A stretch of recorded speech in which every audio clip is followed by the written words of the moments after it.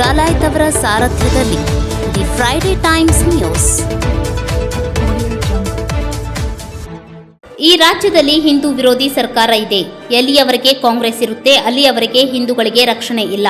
ಈ ಸರ್ಕಾರ ಮುಸ್ಲಿಮರ ಓಲೈಕೆ ಮಾಡುತ್ತಿದೆ. ಈ ಸರ್ಕಾರದಲ್ಲಿ ಅವರಿಗೆ ರಕ್ಷಣೆ ಸಿಗುತ್ತಿದೆ. ಕಾಂಗ್ರೆಸ್ ಸರ್ಕಾರದಲ್ಲಿ ಹಿಂದೂಗಳಿಗೆ ಭದ್ರತೆ ಇಲ್ಲ. ಹಿಂದೂ ದ್ರೋಹಿ ಈ ಕಾಂಗ್ರೆಸ್ ಹಿಂದೆ ಬ್ರಿಟಿಷರ ಪರ ಇತ್ತು, ಈಗ ಮುಸ್ಲಿಂ ಪರವಾಗಿದೆ ಎಂದು ಕಿಡಿಕಾರಿದರು. ಹೀಗಾಗಿ ರಾಜ್ಯ ಸರ್ಕಾರ ವಜಾಗೊಳಿಸಬೇಕು, ರಾಜ್ಯದಲ್ಲಿ ರಾಜ್ಯಪಾಲರ ಆಡಳಿತ ಬರಬೇಕು ಎಂದು ಇದೇ 22ರಂದು ಇಡೀ ರಾಜ್ಯಾದ್ಯಂತ ಜಿಲ್ಲಾಧಿಕಾರಿಗಳ ಮೂಲಕ ರಾಜ್ಯಪಾಲರಿಗೆ ಮನವಿ ಸಲ್ಲಿಸಲಾಗುವುದು ಎಂದರು. ಕಳೆದ 2 ದಿನಗಳಿಂದ ಆಘಾತಕಾರಿ ಘಟನೆ ಹಿಂದೂಗಳ ಮೇಲೆ ಆಗುತ್ತಿದೆ. ದಾವಣಗೆರೆಯಲ್ಲಿ ಹಿಂದೂಗಳ ಮೇಲೆ ಹಲ್ಲೆ, ಚಿತ್ರದುರ್ಗ ಹಿಂದೂ ಯುವಕನ ಮೇಲೆ ಡ್ರಾಪ್ ಮಾಡಿದ್ದಕ್ಕೆ ಅವನ ಮೇಲೆ ಹಲ್ಲೆ ಮಾಡಿದ್ದಾರೆ.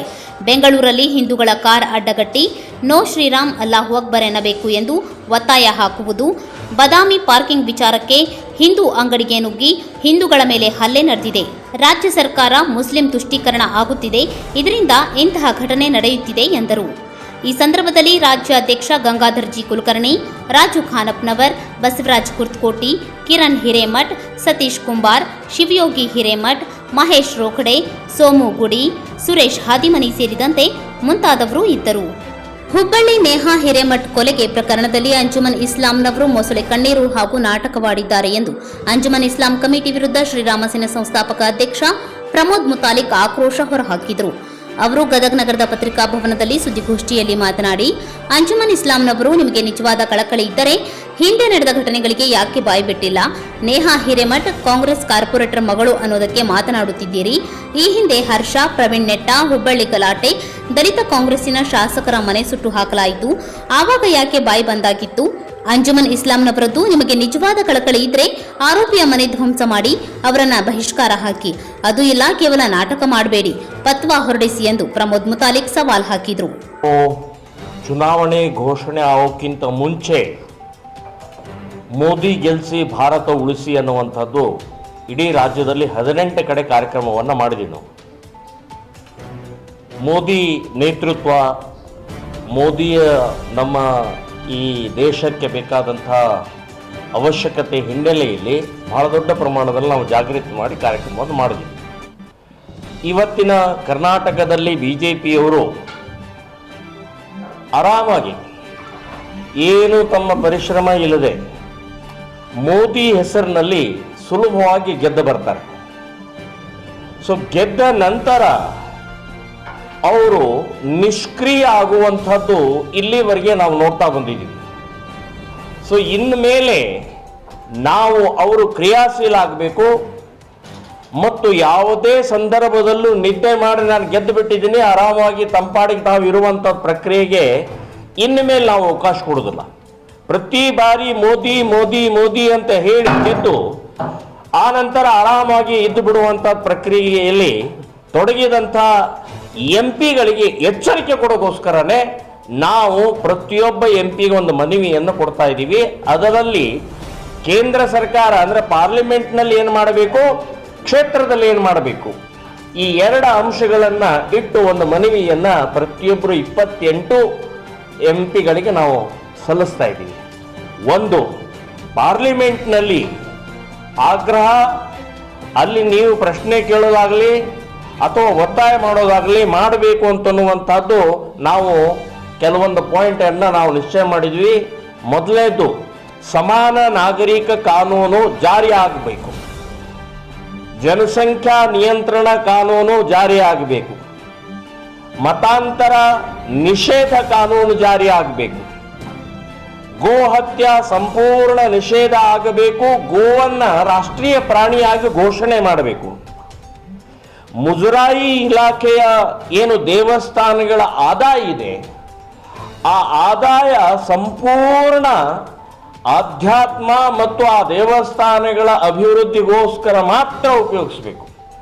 ಸರ್ಕಾರ ಅದರಲ್ಲಿ 1 ರೂಪಾಯಿ ಕೂಡ ಕೈ ಹಾಕಬಾರದು ಅಂತನ್ನುವಂಥದ್ದು ಕೂಡ ಕಾನೂನು ಜಾರಿ ಆಗಬೇಕು ಅಂತನ್ನುವಂಥದ್ದು. ಇನ್ನು ಮುಸ್ಲಿಮರ ದರ್ಗಾ, ಮಸೀದಿ, ಚರ್ಚು, ದೇವಸ್ಥಾನಗಳು ಇವೆಲ್ಲ ರಸ್ತೆಯಲ್ಲಿ ಅಲ್ಲಲ್ಲೇ ಅತಿಕ್ರಮಣ ಮಾಡಿಕೊಂಡು ಕಟ್ಟಿದಂಥದ್ದನ್ನ ಮುಲಾಜಿ ಇಲ್ಲದೆ ತೆಗೆದು ಹಾಕಬೇಕು. ಸೊ ಈ ವಕ್ಫ್ ಬೋರ್ಡ್ ಇವತ್ತು ಲೂಟಿ ಮಾಡ್ತಾ ಇರುವಂಥ ವಕ್ಫ್ ಬೋರ್ಡ್ ಸಂಸ್ಥೆಯನ್ನೇ ರದ್ದು ಮಾಡಬೇಕು. ಸೊ ಈ ಅಂಶಗಳನ್ನು ನಾವು ಈ ಗೆದ್ದಂಥ MP ಗಳಿಗೆ ಒತ್ತಾಯ ಮಾಡ್ತಾ ಇದ್ದೀವಿ. ನೀವು ಪಾರ್ಲಿಮೆಂಟ್ನಲ್ಲಿ ಧ್ವನಿ ಎತ್ತಬೇಕು, ಪಾರ್ಲಿಮೆಂಟ್ನಲ್ಲಿ ಒತ್ತಾಯ ಮಾಡಬೇಕು, ಪಾರ್ಲಿಮೆಂಟ್ನಲ್ಲಿ 1 ವರ್ಷದೊಳಗೆ ಇವೆಲ್ಲ ಕಾನೂನುಗಳ ರಚನೆ ಆಗೋ ಹಾಗೆ ಮಾಡಬೇಕು ಅಂತನ್ನುವಂಥದ್ದು ಒಂದು. ಇನ್ನು ಎರಡನೇದು ಕ್ಷೇತ್ರದಲ್ಲಿ ಪ್ರತಿಯೊಂದು MP ಕ್ಷೇತ್ರದಲ್ಲಿ ಸರ್ಕಾರಿ ಶಾಲೆ ಮತ್ತು ಸರ್ಕಾರಿ ಆಸ್ಪತ್ರೆ ಚೆನ್ನಾಗಿ ಆಗೋ ಹಾಗೆ ಆಗಬೇಕು, ಅಭಿವೃದ್ಧಿಗೊಳಿಸ್ಬೇಕು, ಮಾಡರ್ನೇಟ್ ಮಾಡಬೇಕು. ಅದರಿಂದ ಏನೇನು ಆಗ್ತಾ ಇದೆ ಅನಾಹುತ ಅಂತಂದರೆ, ಸರ್ಕಾರಿ ಶಾಲೆಗಳ ಡಲ್ ಆಗಿದ್ದರಿಂದ, ಸರ್ಕಾರಿ ಶಾಲೆಗಳ ಯಾವುದೇ ರೀತಿಯ ಫೆಸಿಲಿಟೀಸ್ ಇಲ್ಲದೆ ಇದ್ದರಿಂದ ಖಾಸಗಿ ಶಾಲೆಗಳ ಮೂಲಕ ವ್ಯಾಪಾರ ಆಗ್ತಾ ಇದೆ, ಲೂಟಿ ಹೊಡಿತಾ ಇದ್ದಾರೆ, ಡೊನೇಷನ್ ಹೆಸರಿನಲ್ಲಿ ಇವತ್ತು ಬಡವರು ರಕ್ತ ಹೀರ್ತಾ ಇದ್ದಾರೆ. ಅದೇ ಮಾದರಿಯಲ್ಲಿ ಆಸ್ಪತ್ರೆಗಳು ಕೂಡ ಅಷ್ಟೇ. ಸರ್ಕಾರಿ ಆಸ್ಪತ್ರೆಗಳು ಯಾಕೆ ಹೋಗ್ತಾ ಇಲ್ಲ ಜನ ಅಂತಂದರೆ ಅಲ್ಲಿ ಯಾವುದೇ ರೀತಿಯ ವ್ಯವಸ್ಥೆ ಇರೋಲ್ಲ, ಹಾಗಾಗಿ ಹೋಗ್ತಾ ಇದ್ದಾರೆ. ಸೊ ಎರಡನ್ನೂ ಕೂಡ ಆಸ್ಪತ್ರೆ ಮತ್ತು ಸರ್ಕಾರಿ ಆಸ್ಪತ್ರೆ ಮತ್ತು ಸರ್ಕಾರಿ ಶಾಲೆಗಳನ್ನು ಅಭಿವೃದ್ಧಿಗೊಳಿಸಬೇಕು ಅಂತನ್ನುವಂಥದ್ದು ಒಂದು. ಇನ್ನು ಗದಗ ಈ ಜಿಲ್ಲೆಯಲ್ಲಿ ತಾಂಡ್ಯಗಳು ಅಂದರೆ ಈ ಬಂಜಾರ ಸಮಾಜ, ಲಮಾಣಿ ಸಮಾಜ ತಾಂಡ್ಯಗಳಲ್ಲಿ ಬಹಳ ದೊಡ್ಡ ಪ್ರಮಾಣದಲ್ಲಿ ಮತಾಂತರ ನಡೀತಾ ಇದೆ, ಕ್ರಿಶ್ಚಿಯನ್ರ ಮತಾಂತರ ನಡೀತಾ ಇದೆ. ಮಾನ್ಯ MP ಗಳೇ, ನೀವು ಪ್ರತಿಯೊಂದು ತಾಂಡ್ಯಕ್ಕೆ ಭೇಟಿ ಕೊಟ್ಟು ಕ್ರಿಶ್ಚಿಯನ್ರ ಮತಾಂತರವನ್ನು ತಡೆಯುವಂಥ ಪ್ರಕ್ರಿಯೆ ನೀವು ಮಾಡಬೇಕು. ನೀವು ಬರೇ ಮೋದಿ ಹೆಸರಿನಲ್ಲಿ ಗೆದ್ದರಾಗೋದಿಲ್ಲ, ಕ್ಷೇತ್ರದ ಸಂಬಂಧಪಟ್ಟಾಗೆ ಕಷ್ಟ ಸುಖವನ್ನು ಗಮನಿಸಬೇಕು ಅಂತನ್ನುವಂಥದ್ದು ಹೇಳ್ತಾ ಇದ್ದೀನಿ. ಇನ್ನು ಈ ನಿಮ್ಮನ್ನು ಗೆಲ್ಲಿಸಿದಂಥ ಹಿಂದೂ ಕಾರ್ಯಕರ್ತರು, ಹಿಂದೂ ಸಂಘಟಕರ ಕೇಸ್ಗಳನ್ನು, ರೌಡಿ ಸೀಟನ್ನು ಅಥವಾ ಗುಂಡಾ ಆ್ಯಕ್ಟನ್ನು ರದ್ದುಗೊಳಿಸುವ ಹಾಗೆ ನಿಮ್ಮ ಪ್ರಯತ್ನ ಆಗಬೇಕು ಅಂತನ್ನುವಂಥದ್ದು ನಾನು ಒತ್ತಾಯ ಮಾಡ್ತಾ ಇದ್ದೀನಿ. ಇದರ ಜೊತೆಗೆ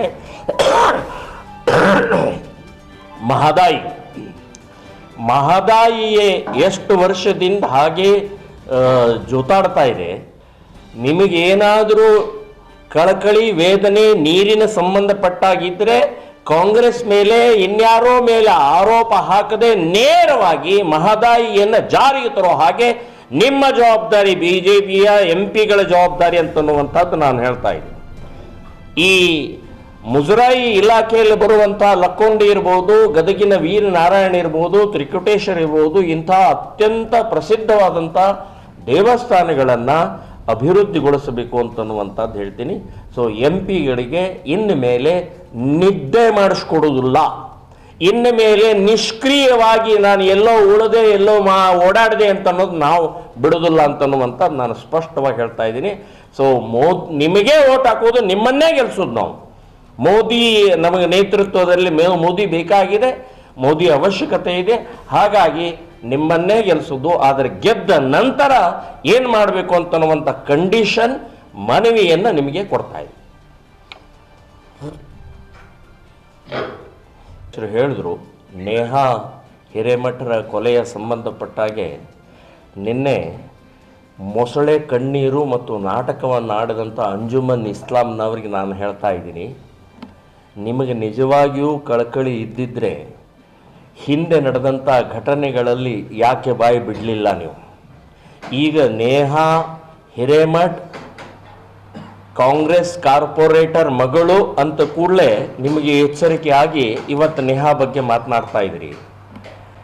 ಸೊ ಹಿಂದೆ ಹರ್ಷನ್ ಕೊಲೆ ಆಯಿತು, ಪ್ರವೀಣ್ ನೆಟ್ಟಾರ್ ಕೊಲೆ ಆಯಿತು, ಹುಬ್ಬಳ್ಳಿಯ ಗಲಾಟೆಗಳಾಯಿತು, ಹುಬ್ಬಳ್ಳಿ ಪೊಲೀಸ್ ಸ್ಟೇಷನ್ನಲ್ಲಿ ಎಷ್ಟು ರೀತಿಯ ಗಲಾಟೆಗಳನ್ನು ಮಾಡಿದರು. ಅಖಂಡ ಶ್ರೀನಿವಾಸ ಮೂರ್ತಿ ಅನ್ನುವಂಥ ದಲಿತ ಕಾಂಗ್ರೆಸ್ಸಿನ ಒಬ್ಬ MLA ಮನೆ ಸುಟ್ಟರು. ಅವಾಗ ಯಾಕೆ ಬಾಯಿ ಬಂದಾಗಿತ್ತು ಅಂಜುಮನ್ ಇಸ್ಲಾಂನವ್ರದ್ದು? ಅವಾಗ ಯಾಕೆ ಮಾತಾಡಲಿಲ್ಲ? ಅಪೂರ್ವ ಪುರಾಣಿಕ್ ಅನ್ನುವಂಥ ಗದಗಿನ ಆ ಹುಡುಗಿಯ ಮೇಲೆ 23 ಚಾಕುವಿನಿಂದ ಹಾಕಿದಂಥ ಅವಾಗಕ್ಕೆ ಬಾಯಿ ಮುಚ್ಕೊಂಡಿದ್ದೀರಿ ನೀವು.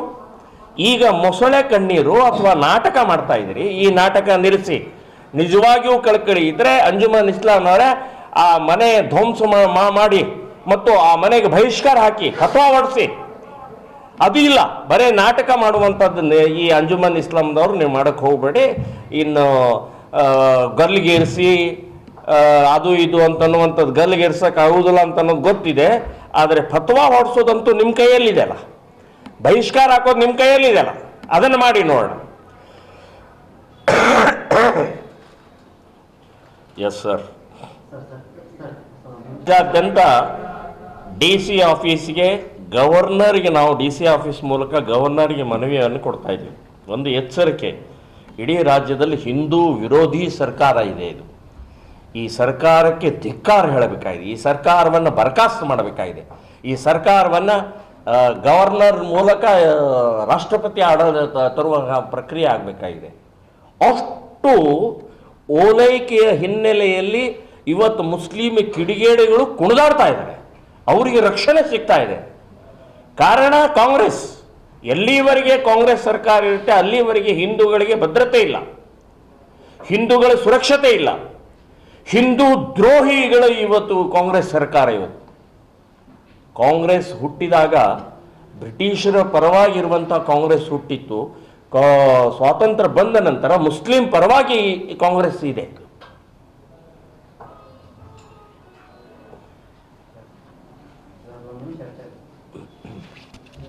ಮಾಡಲಿ, ಪ್ರೀತಿ ಮಾಡಲಿ, ಅವ್ರು ಜಗಳಾಡಲಿ, ಕೊಲೆ ಯಾಕೆ ಮಾಡ್ಬೇಕ್ರಿ? ಕೊಲೆ ಯಾಕೆ ಮಾಡಿ? ಪ್ರೀತಿ ಲವ್ ಜಿಹಾದ್ ಅಂತ ಹೇಳಿ ಕಳೆದ 25 ವರ್ಷದಿಂದ ನಾವು ಹೇಳ್ತಾ ಇದ್ದೀವಿ. ಲವ್ ಜಿಹಾದ್, ಇದು ಲವ್ ಜಿಹಾದನೇ. ಇದು ಅಕ್ಕಿ ನಿರಾಕರಣೆ ಆದ ತಕ್ಷಣನೇ ಕೊಲೆ ಮಾಡ್ಬಿಡದ? ಕೊಲೆ ಯಾಕೆ ಮಾಡ್ತೀರಿ? ಇಲ್ಲೂ ಅಷ್ಟೇ. ಈ ಅಪೂರ್ವದ ಘಟನೆ ಎಂಥ ಭಯಾನಕ ಇದೆ. ಎರಡನೇ ಮದುವೆ ಗೊತ್ತಾಗದೆ ಮೊದಲನೇ ಮದುವೆ ಗೊತ್ತಾಗದೆ ಎರಡನೇ ಮದುವೆ ಮಾಡ್ಕೊಂಡ್ಲು. ಇವಳಿಗೆ ಗೊತ್ತಾದ್ಮೇಲೆ ಬಿಟ್ಟ ನಂತರ ಕೊಲೆ ಮಾಡೋದ? ಇದು ಕ್ರೌರ್ಯ, ಮುಸ್ಲಿಂ ಕ್ರೌರ್ಯ. ಇದು ಮುಸ್ಲಿಮರ ಕ್ರೌರ್ಯ ಅಂತ ಅನ್ನುವಂಥದ್ದು ನಾನು ಸ್ಪಷ್ಟವಾಗಿ ಹೇಳ್ತಾ ಇದ್ದೀನಿ. ಕಾಫಿರ್. ಕಾಂಗ್ರೆಸ್, JDS, BJP ಏನೂ ಇಲ್ಲ. ನಾನ್ ಮುಸ್ಲಿಮ್ಸ್ ಅಂತನ್ನುವಂಥವ್ರು ಯಾರಿದ್ದಾರೆ ಅವರೆಲ್ಲ ಕಾಫಿರು. ಕಾಫಿರ್ಗೆ ಏನು ಮಾಡು? ಒತ್ತಾಯ ಮಾಡು, ಇಸ್ಲಾಂಗೊಳಿಸು, ಮತಾಂತರ ಮಾಡು, ಮಾಡಲಿಲ್ಲ ಕೊಲೆ ಮಾಡು ಅಂತ ಹೇಳುತ್ತೆ. The Friday times news Gadag.